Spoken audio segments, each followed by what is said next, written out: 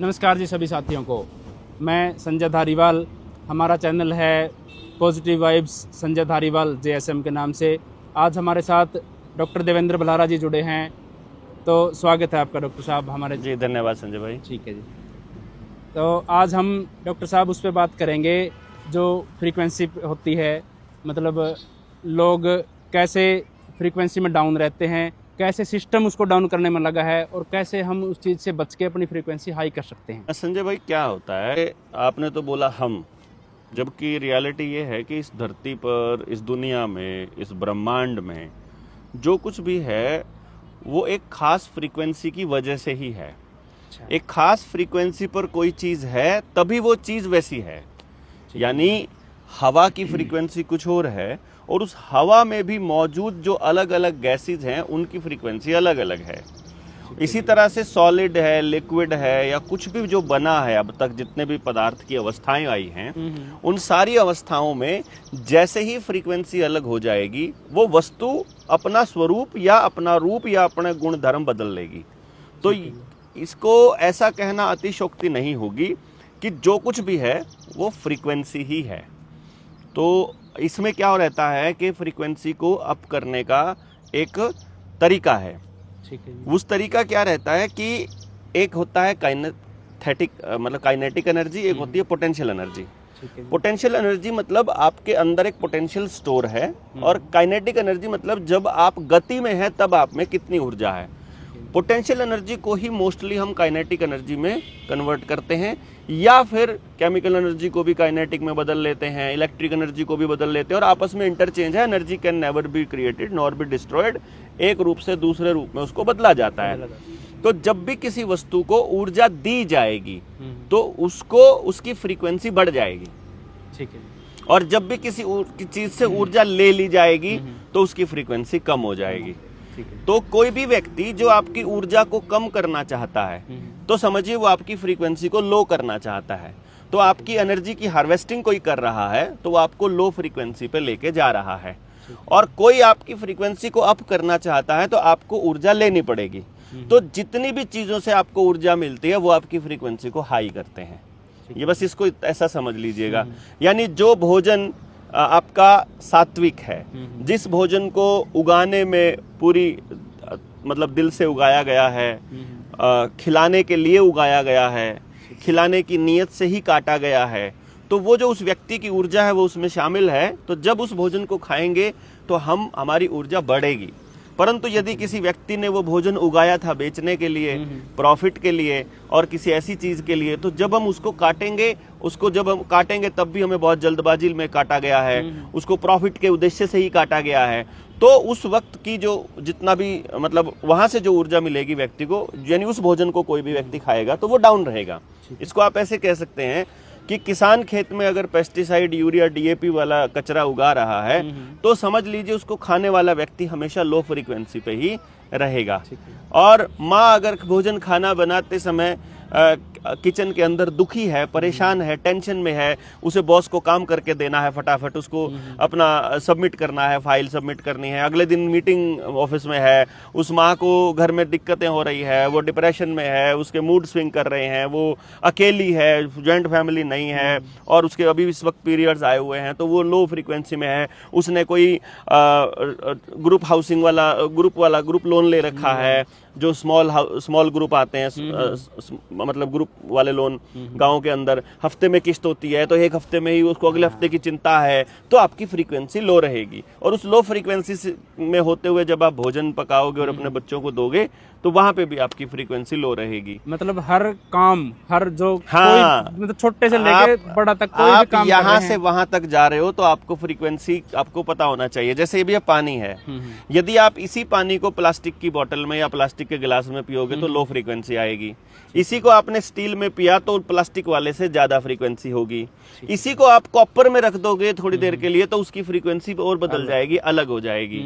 इसी प्रकार से आपने अगर पानी को गर्म करना है, बिजली की केटल से गर्म कर रहे हो, फ्रीक्वेंसी लो हो जाएगी, डिस्टर्ब हो जाएगा सारा मॉलिक्यूलर स्ट्रक्चर। आप उसको गर्म कर रहे हो गैस में, उसका मॉलिक्यूलर स्ट्रक्चर अलग होगा। आप लकड़ी से कर रहे हो, उसका अलग। यानी कि वो जो गैस आपने उसको दी है, पानी को जो हीट दिया है, उस गैस को बनाने के लिए इस ब्रह्मांड में कितना नुकसान हुआ, आपने कितना जमीन को ड्रिल किया, कितना आपने तेल एक्सट्रैक्ट किया, कितने आपने पहाड़ तोड़े, कितने आपने ये सब किया, ये सब के ऊपर निर्भर करेगा। आपने पेड़ काटे या अपने आप टहनी गिर गई थी, उसका इस्तेमाल आपने उसको जलाने के लिए किया, तो ये इस चीज का भी असर पड़ेगा। आप यहाँ से वहां तक जा रहे हैं, किस नीयत से जा रहे हैं, जैसे सोच कर देखिए, ऐसे खड़े हैं आराम से, अचानक से हमें कोई आदमी गलत काम करने जा रहा था और उसे पता लग जाए कि पुलिस आ गई या घर का मालिक आ गया, तो उसके घुटने एकदम जवाब दे जाएंगे। यानी सोच का इतना बड़ा फर्क रहता है कि आपकी फ्रीक्वेंसी लो या अप करने में इसका बड़ा योगदान है। तो किसी पर्टिकुलर सोच के साथ आपने जो काम किया, उसी से आपको मालूम पड़ेगा कि आपकी फ्रीक्वेंसी अप जाएगी या लो जाएगी, कि आप अच्छा फील करोगे या यानी आपको ऊर्जा मिलेगी या आपकी ऊर्जा की हार्वेस्टिंग होगी। ये तो मतलब अभी तक हमने ये छोटी छोटी बातें कही हैं, पानी पीना, खाना उगाना, फिर आप कैसे कपड़े पहनते हैं। यानी आपने पहले देखा होगा, हमारे बुजुर्ग सिखाते थे कि हम लोगों को धोती कुर्ता, खुले कपड़े और इस टाइप के, और कॉटन भी हमारे हाथ का बना हुआ। आजकल हम ये कचरा पहनने लग गए, ये इस तरह के जो कपड़े हैं जो ब्रांडेड के नाम पर जो पहनने लगे हैं, इससे हमारी फ्रीक्वेंसी लो रहती है। जैसे लिनन की फ्रीक्वेंसी 5000 है, अब बॉडी की फ्रीक्वेंसी हम 62 से लेकर 70 तक है। इसका मतलब ये हो गया कि 70 से ऊपर की कोई भी चीज पहनेंगे, 70 हर्ट्ज से ऊपर की, तो वो चीज हमारी फ्रीक्वेंसी को अप करेगी। परंतु यदि वो 70 से लो की चीज है, तो आपको मैं बता दूं कि जैसे टेरिकॉट है, दूसरे ये नायलॉन है, ये स्पोर्ट्स वियर जितने आते हैं, ट्रैक सूट जितने आते हैं, और दूसरे जितने भी कपड़े इस टाइप के हैं जो कि हाइब्रिड कॉटन है, उसका जो कपड़ा है, वो सारा का सारा जीरो फ्रीक्वेंसी का होता है, जीरो का, यानी कि वो आपकी एनर्जी को चूस रहा होता है, आपकी फ्रीक्वेंसी को लो कर रहा होता है। पर प्योर कॉटन है, उसका फ्रीक्वेंसी 100 प्लस होती है। लिनन है, मखमल है, उसकी फ्रीक्वेंसी 2000 है, लिनन की फ्रीक्वेंसी 5000 है, तो ऊन की फ्रीक्वेंसी 5000 है, जो अपनी भेड़ से ली गई ऊन है। तो ये भी सजेस्ट किया जाता है कि लिनन को और ऊन को इकट्ठा नहीं पहनना चाहिए, क्योंकि वो एक दूसरे को कैंसिल आउट कर देती हैं। तो इस तरह से इन चीजों का ध्यान रखना पड़ता है कि भाई आप क्या पहन रहे हैं, फिर आप कैसे ट्रैवल कर रहे हैं। आप जब पैदल चलते हैं, फ्रीक्वेंसी रेज करती है। जब आप किसी साधन में ट्रैवल करते हो जिसमें पर्यावरण का नुकसान होता है, तो आपकी फ्रीक्वेंसी लो रहती है। फिर उसके बाद आप कैसा पढ़ रहे हो, आप कैसा सोच रहे हो, आप कैसा बोल रहे हो, आप कैसा काम करते हो। जब झूठ बोलते हो, फ्रीक्वेंसी लो जाएगी, सच बोलेंगे, फ्रीक्वेंसी अप जाएगी। केवल अपने बारे में सोचेंगे, फ्रीक्वेंसी लो जाएगी। दूसरों के बारे में भी सोचेंगे और पहले दूसरों के बारे में ही सोचेंगे, फ्रीक्वेंसी अप रहेगी, क्योंकि आपको उससे ऊर्जा मिलती है। बहुत सारे लोग ऐसा बोलते हैं, आपने देखा होगा, अपनी मीटिंग्स होती है और अपने पर्सनल जब मीटिंग्स होती हैं, तो उसमें भी लोग ये पूछते हैं कि देवेंद्र भाई इतनी ऊर्जा कहाँ से लाते हो। एक्चुअली ये ऊर्जा मैं नहीं लाता हूँ, ये ऊर्जा अपने काम से मिलती है। यानी आप यदि ऐसा काम करोगे जिससे आपको रिजल्ट चाहिए, पैसा चाहिए, लाभ चाहिए, पावर चाहिए, पद चाहिए, आपको कुछ चाहिए, तो आप व्यापार कर रहे हो, व्यापार में फ्रीक्वेंसी लो रहती है, व्यवहार में फ्रीक्वेंसी अप जाती है। तो आप व्यापार कर रहे हो तो लो जाएगी। इसीलिए खेती को उत्तम बोला और व्यापार को मध्यम बोला, और नौकरी को बिल्कुल लो बोला। तब आप अपनी मर्जी से कुछ कर ही नहीं सकते हो, तब किसी और के हिसाब से चलना पड़ेगा। तो वहां फ्रीक्वेंसी सबसे लो रहती है, क्योंकि नौकर को यह फीलिंग रहती है कि मैं जो काम कर रहा हूँ वो पैसे के लिए कर रहा हूँ, और पैसे के लिए तो वेश्या भी काम करती है। तो नौकरी करने वाले में और वेश्या में बिल्कुल अंतर नहीं है, मतलब क्योंकि वो भी पैसे के लिए कर रहा है और वो भी पैसे के लिए। परंतु यदि आप काम कर रहे हो और उससे आपका धनोपार्जन हो रहा है, वो अलग इशू है, वो बिल्कुल अलग है। लेकिन आपने काम पैसे के लिए ही शुरू किया है, वो बिल्कुल अलग है। दोनों में इतना फर्क है। अगर आपने पैसे के लिए शुरू किया तो एनर्जी लो जाएगी, अगर आपने काम किया और उससे आपको कुछ मिल रहा है तो वो हाई जाएगी।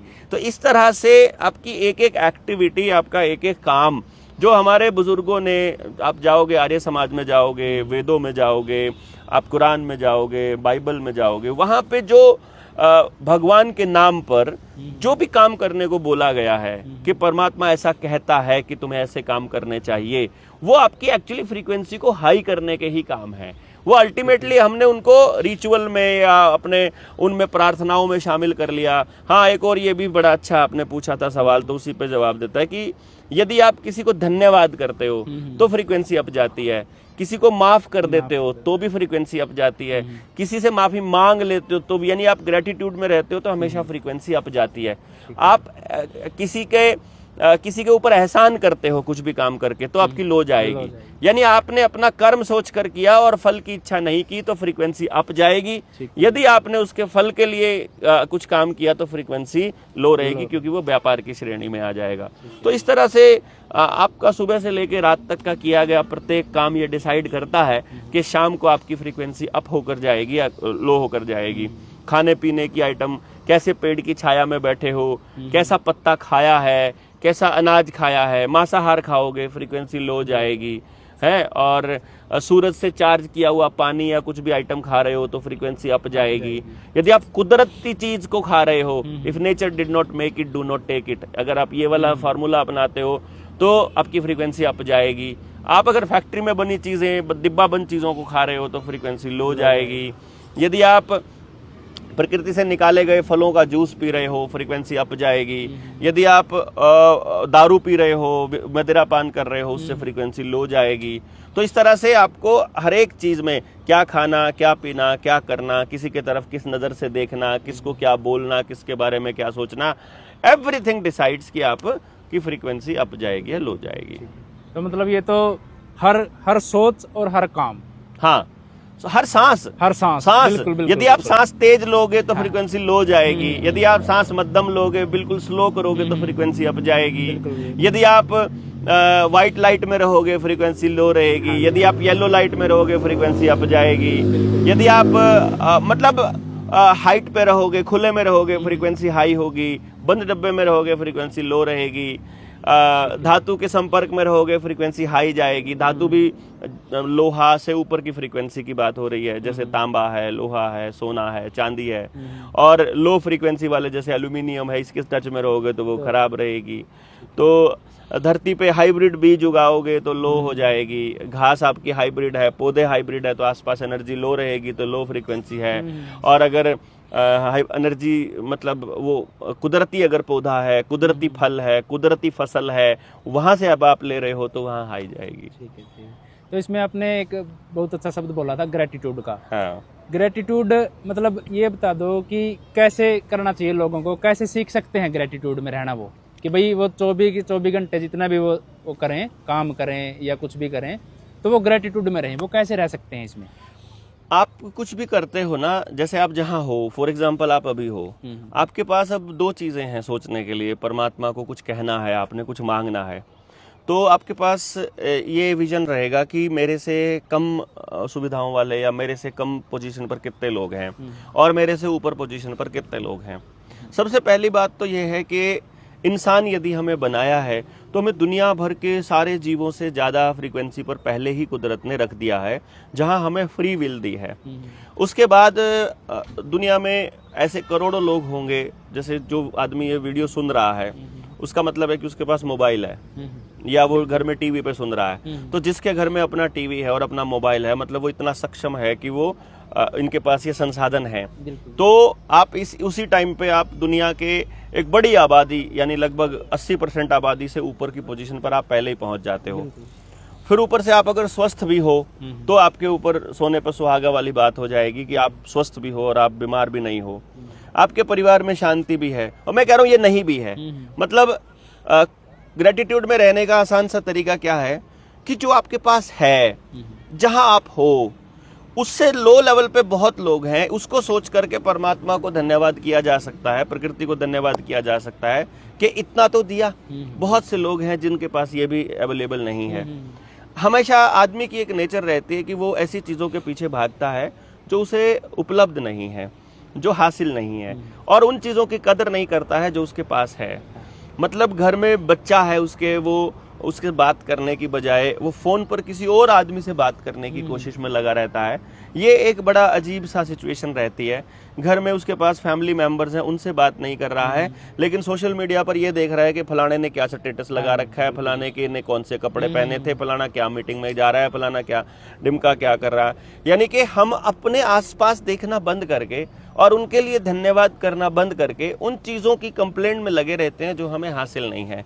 ये एक थोड़ा सा ऐसी सिचुएशन है जहां सिर्फ रुक कर के एक बार सोचना होगा कि क्या हमारे पास कुछ भी नहीं है जो धन्यवाद करने लायक हो, और जो भी है बस उसके लिए धन्यवाद कर दो और जो आप चाहते हो कि ये भी हमको मिले, उसके लिए काम करते रहो बिना किसी कंप्लेंट के, धन्यवाद करते हुए कि हमें इस लायक तो बनाया कि हम और काम कर सकते हैं। आपके दोनों हाथ पैर हैं ठीक ठाक सलामत, तो आप धन्यवाद कर सकते हो कि मेरे हाथ पैर हैं, ठीक है। आपके एक हाथ नहीं है तो आप धन्यवाद कर सकते हो कि कम से कम एक तो है। आपके दोनों हाथ नहीं है तो आप इस बात के लिए धन्यवाद कर सकते हो कि दोनों पैर तो हैं। आपके हाथ और पैर दोनों नहीं है तो आप इस बात के लिए धन्यवाद कर सकते हो कि जिंदा तो हूँ। मतलब इस तरह से कहने का मतलब ये कि जो है उसके लिए आप धन्यवाद कर दीजिए। इतना सा बात है, इसमें ग्रेटिट्यूड आप मुश्किल नहीं होता, थोड़ा प्रैक्टिस करना पड़ता है। पर यदि आप ये कहते हो मौज और रखिए भाई, परमात्मा ने बहुत दिया है, किसी चीज की कोई कमी नहीं है और जो चाहिए वो हो रहा है, तो अपने आप कुदरत इस बात को सुनती है कि यार ये आदमी इतना भरोसा कर रहा है तो इसका भरोसा तोड़ना नहीं चाहिए।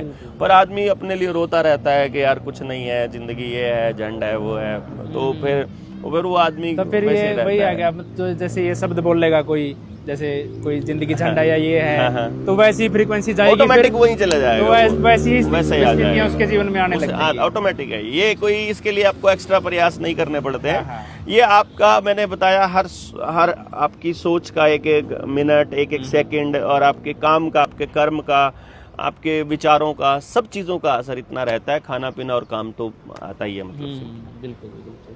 और एक आपने बताया कि मतलब माफी देना और माफी मांग लेना, ये थोड़ा सा डिटेल में बताओ कि मतलब कैसे कोई आदमी मतलब अगर परेशान है किसी चीज़ से, किसी इंसान से, किसी स्थिति से, तो वो उस स्थिति को या उस आदमी को कैसे माफ़ कर सकता है, कैसे माफ़ी मांग सकता है और उससे कैसे निकल सकता है इन चीज़ों से? देखो, बड़ा आसान सा होता है संजय भाई कि जैसे मान लीजिए मैं आपसे नाराज़ हूँ, किसी विषय पर नाराज़ हूँ, तो अब मेरे पास दो ऑप्शंस हैं कि मैं आपको उस बात की नाराज़गी को लेकर के आपके प्रति पूरे जीवन जो है वो गुस्सा पाले रखूं। मेरे पास एक दूसरी सोच भी है कि यार इस संजय ने मेरे लिए 100 अच्छे काम किए थे, 99 अच्छे किए थे, और वो एक काम इससे बुरा हुआ, तो वो 99 को मैं कैलकुलेट क्यों नहीं कर पा रहा हूँ? मतलब मैं ये उम्मीद कैसे कर सकता हूँ कि ये व्यक्ति जितना करेगा मेरे लिए अच्छा ही करेगा, या मैं ये कैसे उम्मीद कर सकता हूँ कि ये मेरे लिए ही करे? ये अपने लिए इसने कुछ अपने दिमाग से सोचकर कुछ किया होगा, तो इसका अधिकार है ऐसा करने का, और वो मुझे सूट नहीं कर रहा है तो ये मेरी प्रॉब्लम है। और यदि ये मेरे हिसाब से नहीं चल रहा है तो इसको मेरे हिसाब से चलने के लिए पैदा भी नहीं किया गया था, और इसने इतना सारा कर तो दिया था, उसका धन्यवाद करके और जो चीज़ गलत हो गई है उसको छोड़ करके आगे बढ़ा जा सकता है। उस एक चीज़ को पकड़े रहने का कोई मतलब नहीं है। या तो फिर आप मान लीजिए आपने मेरे से कोई गलती कर दी, मेरे प्रति कुछ गलत कर दिया, और वो गलती हो गई आपसे आज, मतलब आज कितनी तारीख है? 12 तारीख है, कल 13 से अपनी मीटिंग शुरू है, तो 12 तारीख को उसने मतलब संजय ने मेरे लिए कुछ गलत कर दिया, तो 12 तारीख से पहले उसने मेरे लिए बहुत अच्छे अच्छे काम किए थे, ठीक है। अब 12 तारीख को मैंने बताया संजय को, संजय तूने मेरे लिए ये अच्छा नहीं किया और ये तेरे को इसके लिए माफ़ी मांगनी चाहिए, या फिर तेरे को ये, और संजय ने माफ़ी नहीं मांगी। एक एग्जांपल के लिए मैं ये मान लेता हूँ कि माफ़ी नहीं मांगी। अब मैंने एक बार गलती करी संजय ने, और एक बार मैंने उसको कंप्लेंट कर दी, बात खत्म हो जानी चाहिए यहाँ। क्योंकि यदि मैं 13 तारीख को भी संजय को संजय की गलती बताऊंगा, तो मुझे 13 तारीख को फिर संजय के किए हुए पहले वाले 98 के 98 काम भी के लिए धन्यवाद भी करना पड़ेगा। देखो, नियम जायज तो ये है कि यदि मैं आपकी एक गलती को दोहरा रहा हूं, तो मेरे तो आपके एहसान को भी मुझे दोहराना चाहिए। आपने जो मेरे लिए अच्छा किया था उसको भी दोहराना चाहिए। संजय को बताना चाहिए कि संजय तूने ये अच्छा किया, ये अच्छा किया, ये अच्छा किया, ये अच्छा किया, ये 98 अच्छे किए पर ये गलत किया। अगर ये कर रहा हूं फिर कोई दिक्कत नहीं है, फिर चाहे बिल्कुल माफ ना करूं मैं, लेकिन वो जो अच्छा किया था उसको तो साइड में रख करके और मैं केवल आपकी बुराई को लेके बैठा रहूं और माफ ना करूं, ये थोड़ा सा गलत है। इसको मैं ऐसे मानता हूं। तो आपको सोचना चाहिए कि माफ क्यों ना करो, क्यों ना, मतलब इसके लिए मुझे कोई रीजन समझ में नहीं आता। फिर दूसरी बात है कि आप अपने ताकतवर से माफी मांग लेते हो, अपने बॉस से मांग लेते हो, जब आपको जरूरत है तब मांग लेते हो, तो जिससे आपको कोई लेना देना नहीं है उससे मांगने में क्या दिक्कत है? बिल्कुल। कोई आपसे कमजोर है उससे मांगने में क्या दिक्कत है? तो ये ये तो सिर्फ सोचने का बात है, परसेप्शन की बात है कि क्यों नहीं मांग लें, हाँ। क्या दिक्कत है? बिल्कुल। ईगो क्या है? मतलब सड़क पे चलते हैं, ठोकर लग गई, मुंह लग गया, नीचे कुछ नुकीली चीज थी, गर्दन में घुस गई, खत्म आदमी। क्या इतनी सी औकात है यार? तो काय को फालतू के चक्करों में पड़ना है? तो हर वक्त फ्री माइंड से, कुदरती माइंड से रहो, क्योंकि देखो यहाँ इस धरती पे हम पैदा हुए हैं असल में अपनी फ्रीक्वेंसी को इतना रेज करने के लिए कि हम उस परमात्मा में विलीन हो जाएं और वापस हमको आना ही ना पड़े। उसका एकमात्र रास्ता यह है कि आपको 24 के 24 घंटे उस फॉर्म में रहना पड़ेगा जब आपको जिंदगी में कुछ नहीं चाहिए, आपको जिंदगी में कोई रिग्रेट नहीं है, आपने कुछ गलत नहीं किया है, और आपको किसी से कोई लेना देना नहीं है, और आपको किसी के प्रति कोई द्वेष नहीं है। यदि आप इस भाव में हो, उस वक्त आपकी जान अगर निकलती है तो परफेक्ट आप उस जगह के लिए जाते हो। इसीलिए तो आमतौर पे बूढ़ा होकर मरना ही बेस्ट मरना माना जाता है, ताकि आपने जितना कर लिया हो, सबसे बूढ़ा अकेला पड़ा है, अब उसको कोई नहीं आता है, उसने जीवन में बड़े उल्टे काम किए होते हैं, अब वो बैठा बैठा सोच रहा होता है, तो वो सबसे माफी मांग रहा होता है और सबको माफ कर रहा होता है। एक टाइम पर उसका खाना छूट जाता है, तब वो सबको बिल्कुल एकदम शांत हो जाता है, लास्ट में बिल्कुल शांत होकर वो अपना जीवन त्यागता है, वो जो अपने सांस त्यागता है, वही मरना सबसे बेस्ट माना जाता है। समय से पहले की मौत आदमी की फ्रीक्वेंसी को फिर वापस उसी फ्रीक्वेंसी पे ले आती है। आपने कुत्ता खा लिया, आपने घोड़ा खा लिया, आपने गाय खा ली, बीफ खा ली, मुर्गा खा लिया, तो उसकी फ्रीक्वेंसी से शुरू करना पड़ेगा जीवन दोबारा से। तो इस तरह से ये चीज़ें हमको थोड़ा सा सोचना पड़ेगा, और यदि हम ऐसा सोच सकते हैं तो हमारे लिए बहुत फायदेमंद चीज़ है। चलो ठीक है जी, बहुत बहुत धन्यवाद भाई साहब। धन्यवाद आपका। संजय भाई, आपने हमें बुलाया अपने स्टूडियो में, आपके स्टूडियो में आकर बड़ा अच्छा लगा, आपने बड़ा अच्छा अरेंजमेंट